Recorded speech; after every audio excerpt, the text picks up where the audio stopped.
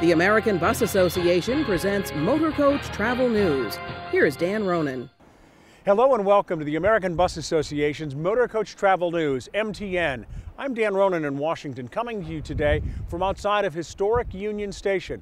More on why we're here in a moment, but first, our top story. The ABA is praising the work of federal and state officials in New York after a Brooklyn couple was recently arrested, allegedly for running a cheating scheme to get unqualified people commercial driver's licenses.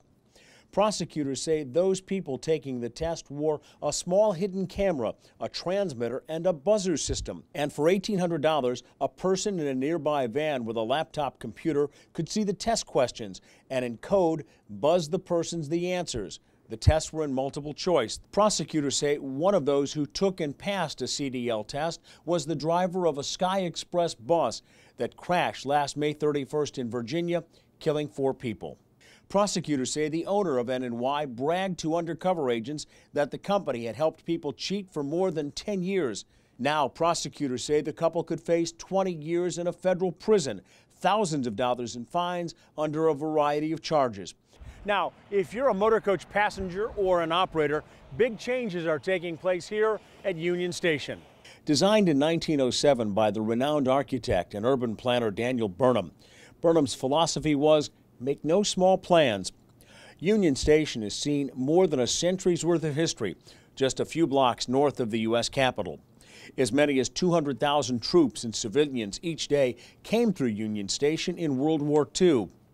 President Franklin Roosevelt's body came back to Washington at Union Station after Mr. Roosevelt died in Georgia.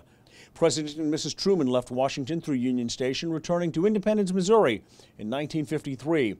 And in the classic movie with the great actor Jimmy Stewart, Mr. Smith Goes to Washington, a naive new U.S. Senator, Jefferson Smith, arrives in Washington for the very first time. Now Union Station is entering a new phase as a truly multimodal transportation hub, not only serving rail but motor coaches as well. Passengers line up to get on one of the many usually full motor coaches that in 4 hours will take them from downtown Washington to New York City and other destinations. A few months ago, these passengers would have been dropped off and picked up at the curbside. Union Station offers an experience for the passengers, not just with the train travel, but also with the Grand Hall.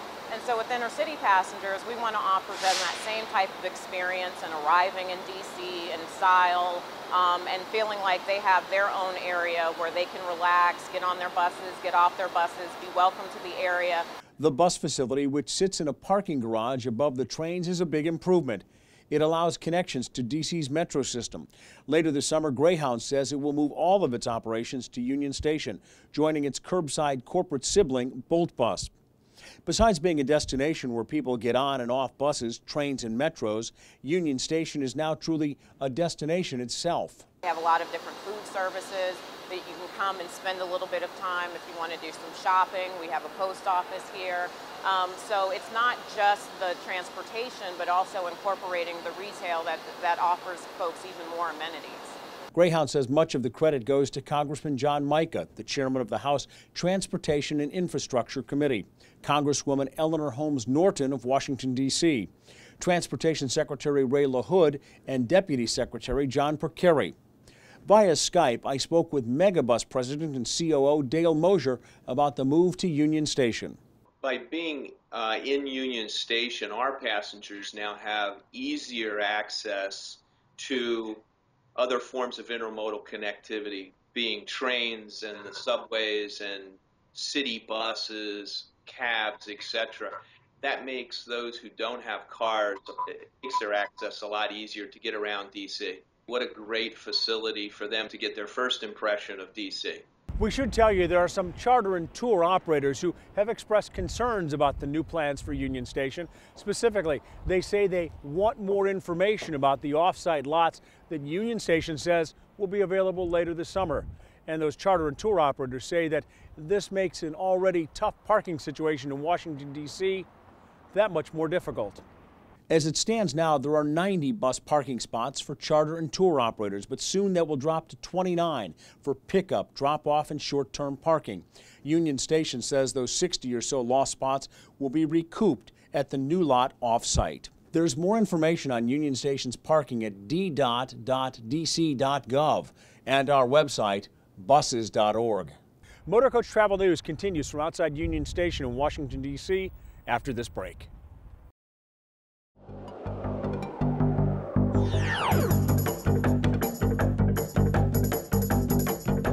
Group Connect is a tool for tour planners to be able to get quotes from multiple suppliers as they plan their tours throughout the United States and Canada.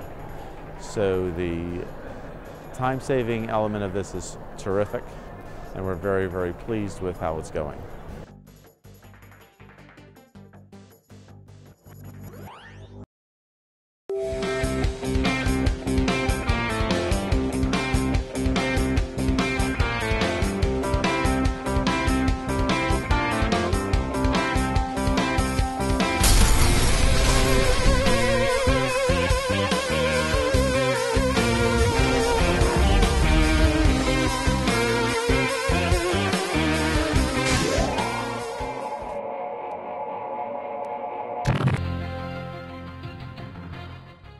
ABA President and CEO Peter Pantuso now joins me. Peter, let's talk briefly about the fact that in the next couple of days, that by the time this airs, we'll be talking about the MAC Advisory Committee in Charlotte. They're going to be focusing on 2013 marketplace, making sure that we take the wow factor that we had and all the business that was done in the 2012 marketplace in Grapevine and move it to another level. 13 is going to be a really exciting year for marketplace. It's a year where we're going to be doing some new things, some different things. We know that a lot of members have to make a choice, that they don't have big budgets to spend going to all different shows. We want to make sure that marketplace is the place they go for their business. Peter, April 2nd is the deadline for the ABA scholarships, and we had a chance at Grapevine to actually meet one of the scholarship winners. Anyone who is a member of the industry or the extended family of the industry can apply for a scholarship. We've awarded over $500,000 in scholarship monies over the last 15 years to deserving students. As you point out, we've had some of those scholarship winners and some of those students attend Marketplace and actually make a pitch for the scholarship program and for continued giving and outreach by the membership. The deadline for submitting an application, a complete application, is April 2nd. So we hope that the industry, all of the members, will take advantage of that program. It's a really worthwhile program. Congress seems to be somewhat stalled when it comes to the transportation bill, and a lot of moving parts in this bill, but right now, as we're recording this, it seems to be in a holding pattern. That's long overdue. We know that Congress is working on it. Both houses are. The Senate and the House of Representatives are trying to pass transportation bills that will, at some point, come together and be conferenced into one bill that will hopefully go to the President's desk. But it's long, long overdue. And there's some interesting pieces in there that affect the motor coach industry, access for monies, access for funding for wheelchair lifts, for security. And then there's some crazy provisions that we see that are trying to be attached. For example, Senator Schumer from New York is trying to attach his bill, Senate Bill 1977, that would require overtime after 40 hours. In all likelihood with this bill, it would actually have the opposite effect, and again also encourage illegal companies to continue operating illegally as they've done for many, many years. You're absolutely right. I mean, everybody is concerned and interested in safety. The association has got safety as its #1 priority. The members of the association are safe companies. We vet them every quarter so we know they're safe operators. Congress is obviously concerned about safety, and certainly that's the intent of some of the amendments, some of the changes that we're seeing are members of Congress who want to make sure we have a safe industry. But we already do. We're the safest form of transportation. What we want to make sure doesn't happen is just the reverse, by putting things into place that don't enhance safety, that in fact make the illegal operators more likely to operate illegally because there's a bigger disincentive to operate within the boundaries of the law. So accidents that we've seen, tragedies that we've seen in too many cases, in fact in over half of the cases, happened by illegal operators who should have been off the road, who shouldn't have been operating to begin with. ABA President and CEO Peter Pantuso on MTN. When you go to the ABA's website, buses.org, you'll see we've added a new link. We all know diesel fuel prices are climbing, and to help owner-operators get more information about rising costs, we've linked the Department of Energy's weekly fuel report to buses.org. The site goes into detail where prices are headed nationally and in 10 different regions. As gasoline prices continue to increase to a predicted $5 a gallon later this spring and summer, Many Americans are considering so-called staycations instead of their usual summer travel plans. But the American Bus Association is telling the media there's a cure for the gas price blues. Take a Motorcoach. The rising price of fuel continues to be a very prominent issue, and at ABA we'll stay on top of it throughout the summer. Speaking of which, today we've got a little bit of a different look. We're coming to you from outside the ABA's headquarters in Washington, D.C. Now, at Marketplace, as you know, there was a great deal of discussion about the issue of hours of service. The Federal Motor Carrier Safety Administration is considering possibly changing the rule. To talk with us about it, we're bringing in Norm Littler, the ABA's Vice President for Regulatory Affairs, who's been following this issue very closely. Norm, where are we at right now on hours of service? Well, thank you, Dan. As you know, it's a critical issue for the industry. The entire industry operates under the current hours regime, all of the scheduling.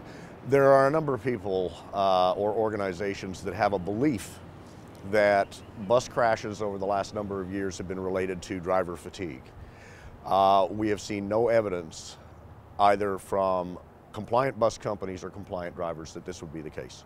We have, on the other hand, seen crashes involving driver fatigue for non-compliant companies, as well as drivers who choose not to rest when they're given the opportunity. We are looking for evidence to back up this claim. We believe that work being done by the FMCSA now will ultimately show that. Norm, there is ongoing research right now that's very close to being finished that talks about the issue of fatigue. Where are we at on this critical issue? Well, as you point out, the FMCSA commissioned a study to take a look at the current Motorcoach hours of service and whether, in fact, there is an issue with fatigue amongst the industry and its drivers. The study is near completion. It will be sent to the FMCSA within probably the next month. We believe that this is going to vindicate our position.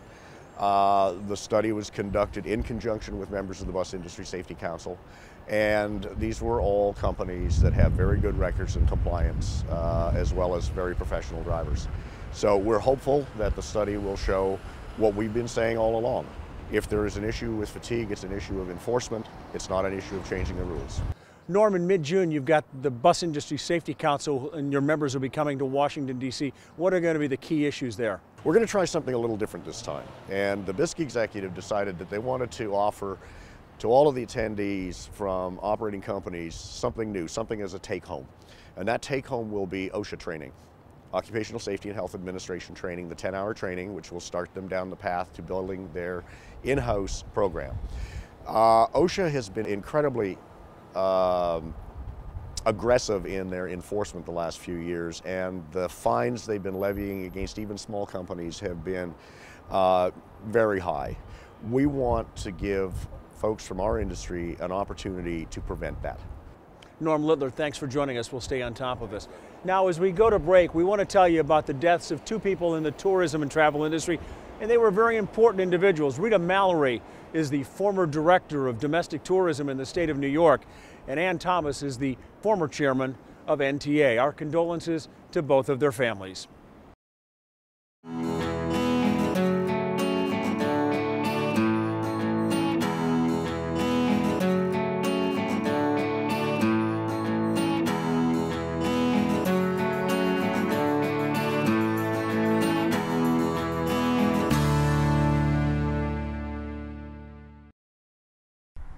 Crazy Dave here.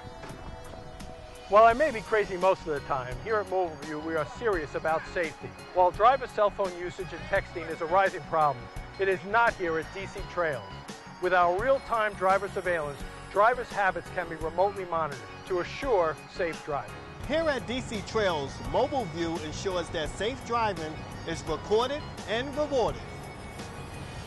Be safe, be secure, be in view. Mobile View. Did you know there are 522 pizza restaurants in Brooklyn? ABA member Tony Muya has seen all of them. Tony runs Slice of Brooklyn, a pizza-themed bus tour of New York's borough. The Travel Channel recently aired an episode about Tony's tours, and they're considering it for a reality show. This is the only guided Motorcoach tour of Brooklyn's famous pizza restaurants, the neighborhoods, landmarks, and movie locations. The U.S. Department of Commerce has some encouraging news about the tourism and travel industry. More visitors are expected to visit the U.S. this year from Canada and Mexico. Concerning Canada, more than 82% of the tour operators say their projected bookings for 2012 are up from 4 to 9% year over year. From Mexico, an even higher 86% say bookings are up, also 4 to 9% compared to 2011. Canadian tourists questioned for the survey say that past entry and exit problems are no longer an issue. And Mexicans say the lower cost for hotels and other accommodations are attracting them to the United States. There's more information about the Department of Commerce's Office of Tourism and Travel. We've linked it to our website at buses.org.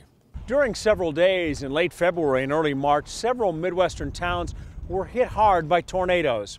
Our friends in Branson, Missouri were impacted when a twister touched down there. Some of Branson's signature entertainment facilities were damaged, but officials say they're confident the music venues and hotels can be repaired and the region is pulling together. To bring us up to date on the cleanup and repairs, we talked recently on Skype with Ross Summers, the president of the Branson Lakes Area Chamber of Commerce and CVB. Ross Summers in Branson, Missouri, tell us, how is the town recovering? There may be a couple of theaters that are inoperable for a few weeks. You may not stay at the exact hotel that you want to stay at, but we're going to make sure that you have a good time when you come to Branson. As far as we're concerned, we are fully operational, and we are prepared to show our folks a great vacation, and we welcome them to town. And don't be afraid to come to Branson simply because we've had this weather event. If you're in a position, we ask that you come and volunteer to help us clean up. We ask that you offer your prayers for those who have been affected. And thirdly, we want you to come and have a good time in Branson. That's the best way that our visitors can help us in this recovery. From Branson, Ross Summers, the president of the Branson Lakes Area Chamber of Commerce and CVB. We'll keep you up to date on the tornado damage and the reconstruction. Now, we want to end our broadcast with a very happy story about a longtime ABA member. Bert Asquith turns 101 years old. That's right, he's 101 and still going to the office 5 days a week. Here are a few facts that make him so remarkable. While an undergrad in 1928 at his beloved University of Michigan, Bert Asquith got his start in the motorcoach business in Ann Arbor. He rented buses for students traveling to and from New York City and sold tickets on the Michigan campus. The venture became so successful it paid for his education as the country fell into the Great Depression. Bert Asquith was a college classmate and friend of a star University of Michigan football player, Gerald R. Ford, who went on to become the 38th President of the United States. Later, with his diploma in hand, Bert moved campus coach lines to New York, where he and his daughter Patty continue to operate the company today. For 80-plus years, Bert Asquith has been coming to the office, serving 6 terms as president of the New York State Bus Association and on the ABA Board of Directors, where today he's an honorary member. He remains a big part of the motor coach industry. And all of us at the ABA wish Bert Asquith a very happy 101st birthday. And on that upbeat note, that's our broadcast. If you have story suggestions, drop us a note at mtn@buses.org. I'm Dan Ronan in Washington, D.C. Thanks for watching Motorcoach Travel News, MTN, from the American Bus Association.